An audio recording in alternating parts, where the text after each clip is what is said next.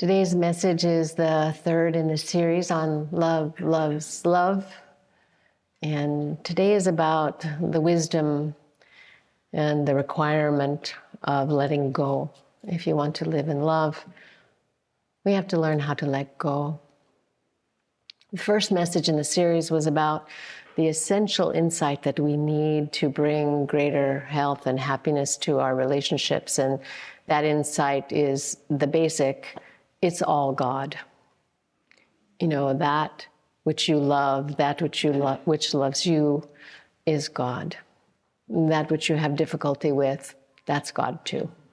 So we learn there's one reality that indwells each and every person, and that is what we are interacting with all the time. So recognizing that is a great help to us to bring more love into our relationships. And the second message looked at how the mind, our mind, colors our experience of life and of love. And today's message, Love Requires Letting Go, is really a continuation of that theme. So, no matter how much we want to love, no matter how much we want to realize love, to express it, without a commitment and a discipline to quiet, to purify the mental field, the light of love within us has difficulty shining through. So the mind is really the key to being able to live in love, experience more love, express more love. I recently returned from a pilgrimage to the holy cities of Rishikesh and Varanasi in India. And it was a profound journey. It's really spiritually fulfilling for me beyond words, although I'm going to try to talk about it. Coming home from India, I arrived late in the evening, and it was like 24 hours of traveling, so I went straight to bed. Then when I got up the next morning, I went downstairs to my office, which has a sliding glass door that looks out into our garden. And I opened up the drapes, and then I was greeted by this astounding color chorus of purple, multiple shades of green and pink and yellow and red and coral. Hello, hello, hello, hello. So while I was away, everything had burst into bloom, like the coral bells here when you walk through the gates, say hello, hello, hello. It was such a joy to experience that greeting. Welcome home. So I'm passing that little experience on to you now as a familiar metaphor for the well-tended inner life. If we want to live in love, we must make our mind a beautiful, blooming garden. If we want to live in love, we must make our mind a beautiful, blooming garden. Our mental field is our window to the world. It shapes and colors everything that we see and we experience. There's a beautiful teaching from the Buddha on this. I'm going to read a portion from the Dhammapada, translated by Thomas Byram. Teachings of the Buddha. We are what we think. All that we are arises with our thoughts. With our thoughts, we make the world. Speak or act with a pure mind, and happiness will follow you as your shadow, unshakable. Look how he abused me and beat me, how he threw me down and robbed me. Live with such thoughts, and you live in hate. Look how he abused me and beat me, how he threw me down and robbed me. Abandon such thoughts and live in love. In this world, hate never yet dispelled hate. Only love dispels hate. This is the law, ancient and inexhaustible. We all know that to have a beautiful, blooming garden requires, well, gardening. You know, planting, watering, tending, and weeding, lots of weeding. You know, when it comes to our thoughts and our emotions, learning how to let go when it's time to let go is the weeding part. And like any beautiful garden, this weeding is not a one-time thing. It's not a one and done.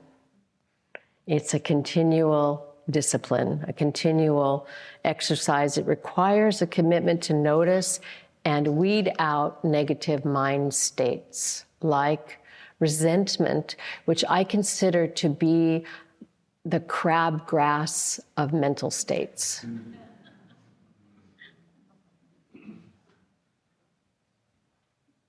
Regret, worry, fear, jealousy, anger, lust, greed, you know. A very compelling inspiration drew me to my recent pilgrimage to India, to Varanasi. I was called there to the land of our spiritual ancestors to celebrate the life of Roy Eugene Davis, my spiritual teacher, my guru, on the 5th anniversary of his passing from this realm on March 27th, 2019. And I have personally marked that occasion each year, of course, and we have also, as a community, offering our gratitude for the teachings of Kriya Yoga that he offered us and the way that this center became possible. But this particular year somehow felt different to me, like a marker in time that was different than the years before.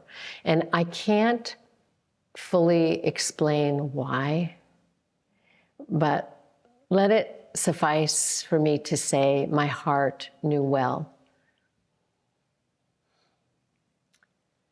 It felt especially important to me to visit the land of my teacher's spiritual ancestors and ours, the great yoga masters whose vision and commitment and generosity made it possible for Kriya Yoga to come to the West. To walk those winding, ancient, narrow cobblestone streets of old Varanasi and stand at the door of Lahiri Mahashaya's house, and to feel the impact of knowing that he passed through that doorway so many times, and his disciples did, including Swami Sri Yukteswar, Yogananda's teacher, my teacher's teacher. Just to be able to walk those alleyways and find that place marked Lahiri.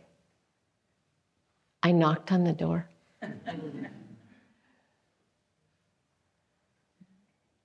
And to walk to the bathing ghat in that neighborhood, to the Ganges River, where he went every day. I can't put into words that experience. We were fortunate to have a small private boat with a boatman arranged to ferry us out to the middle of the Ganges River on the morning of March 27th, the anniversary of my teacher's passing, to celebrate his life, to honor him. And there on that holy river with the sun rising in the sky and the ancient holy city of Varanasi before us, we made offerings of sweet food, flowers, incense, little ghee lamps, prayers, mantras, songs, stories offered with our gratitude for all that he gave to us so selflessly over 60 years of dedication on this path. For me, it was also a very significant time for letting go.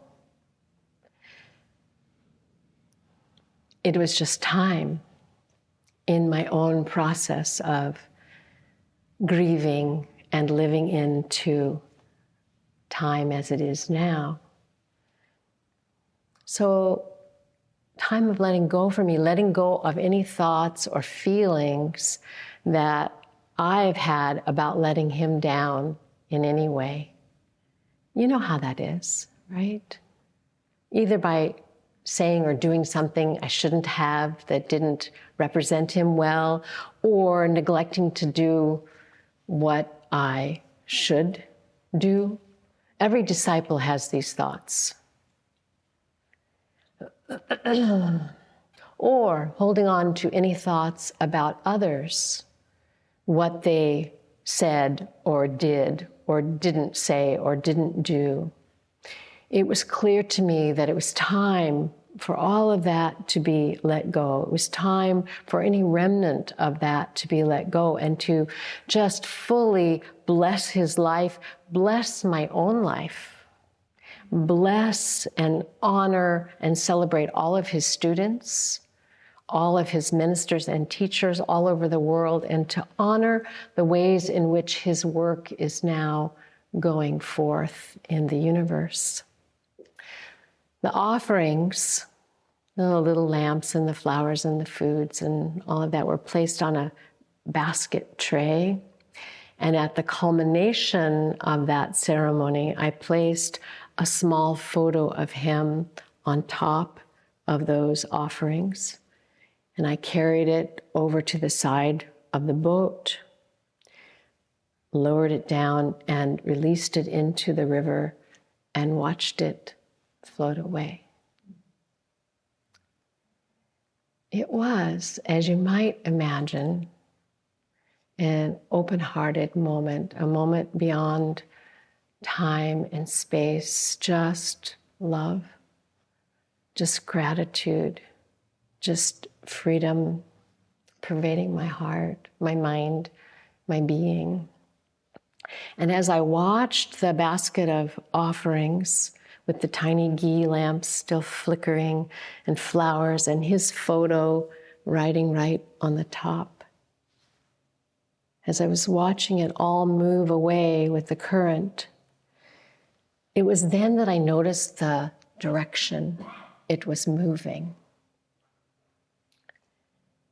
It was not moving toward the ancient city, that ancient part of Varanasi, toward the burning funeral pyres. It wasn't moving towards the old bathing ghats. It wasn't moving towards the ashrams. It was headed straight towards open water and the Malviya bridge that spans the Ganges at Varanasi. And it brought a kind of joy to my heart to see that. I thought, that's just like him. No need to move towards the past. No need to be stuck in the past. Move on. And for me, the bridge symbolized his life work because he himself was a bridge. He was a bridge for me and for so many others. The bridge between the East and the West. The bridge between teachings that were both spiritually deep and practically useful, ancient and ever new, a path for spiritually conscious living in this world today. And I remembered at that moment just watching that float into the open waters, him telling us what Yogananda told him, don't look back. Don't concern yourself with what others say or do or don't say or don't do or fail to do. Don't be distracted.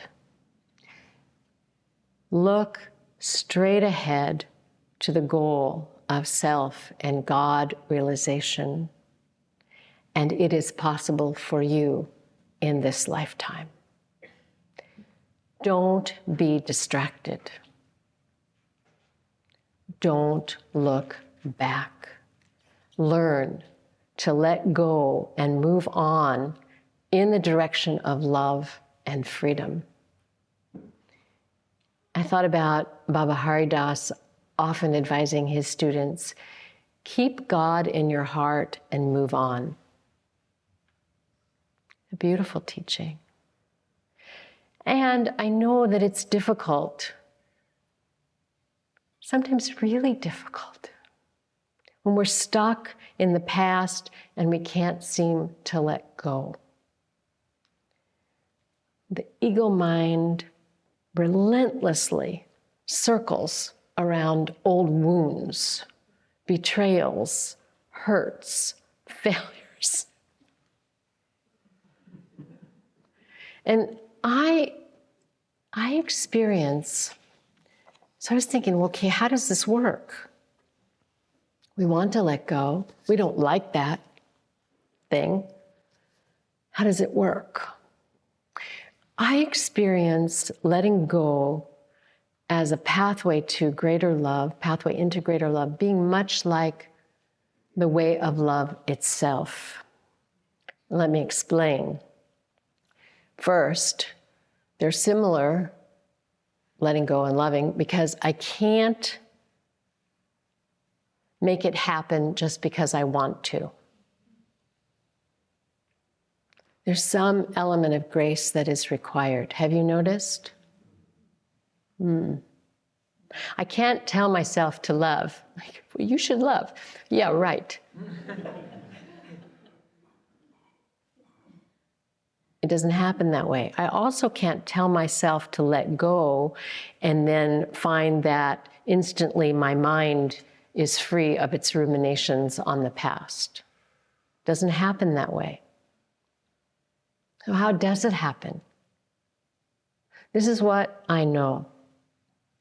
Because God, Spirit, whatever you call it, is love itself, life supports us continually to return to love. That's what it's all about, helping us get out of being stuck in the ego mind state and expand our consciousness back into love, the truth of our being. We can't free ourselves because we're already free.